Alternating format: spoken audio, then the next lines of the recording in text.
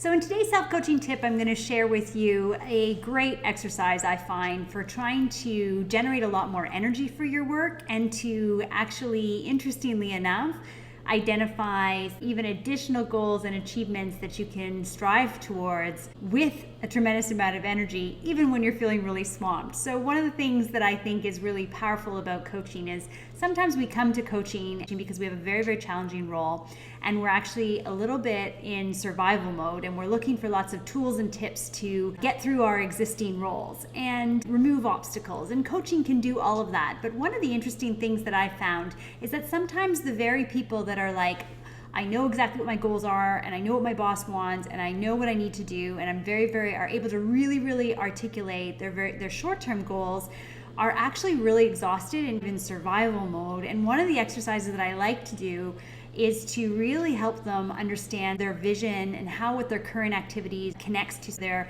future achievement and desires are, because that actually starts to fuel their energy and not only improve their ability to do the existing activities that they're striving to do now, but also stretch their thinking in terms of what is able to be achieved. So I'm going to share this goal with you today, and that's one of the things that's really fun about coaching is sometimes people are like, I don't need coaching, and for me I'm like, thank heavens, because coaching is not about a need. It's really something that can really stretch you, but it's not, I don't work with people that need a coach. They just probably deserve one. So I'm just going to show you this tip because it's a self-coaching tip. It's an exercise you can do on your own, and it's something that I think you might find really helpful, especially if you're feeling a little bit overwhelmed with your existing projects and your existing activities. So a little counterintuitive, but what I want you to do is just relax for a second and take a pen and paper and think about a time in the past when you just felt amazingly accomplished and satisfied.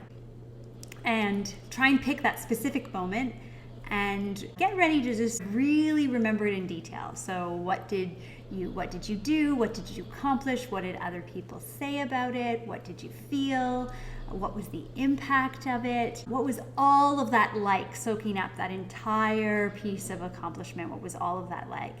And what you'll find if you do it in sufficient detail, and you can do this as a writing exercise or as a little bit of an imagination exercise, is you'll start to feel that feeling of accomplishment kind of embody you, just sort of everywhere, right? In terms of your mood and your feeling in your body and everything.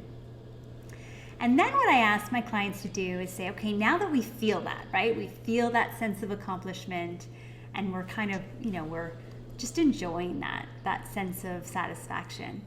I ask them to think about, if you were to have this feeling again in the future, what kinds of things would you think you need to accomplish to have this feeling in the future? So I'm asking them to kind of project, I'm asking you to project in the future, what are things that you could achieve that you think would have you experience the feelings that you're feeling when you remember that accomplishment in the past.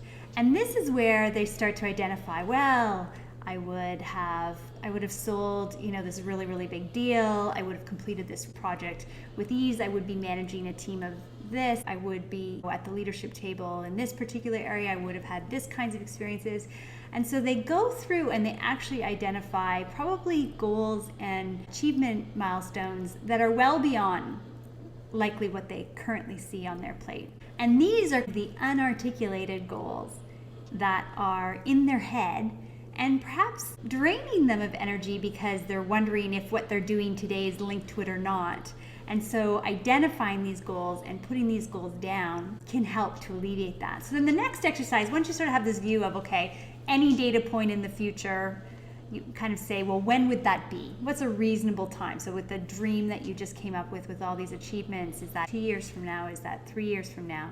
And we allow yourself to just identify the timing.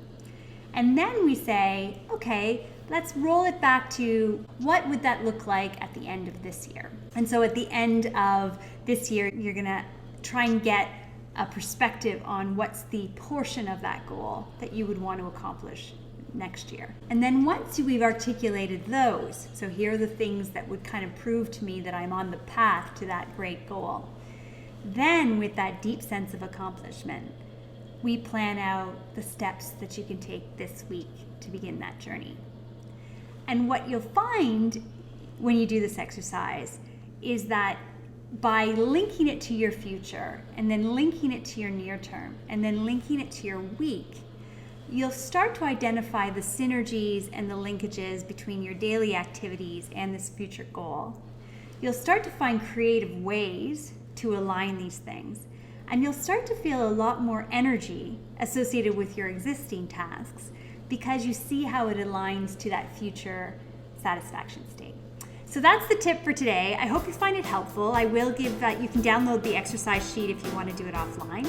And it's just another great reason why you probably deserve a coach. Take care. Have a great week.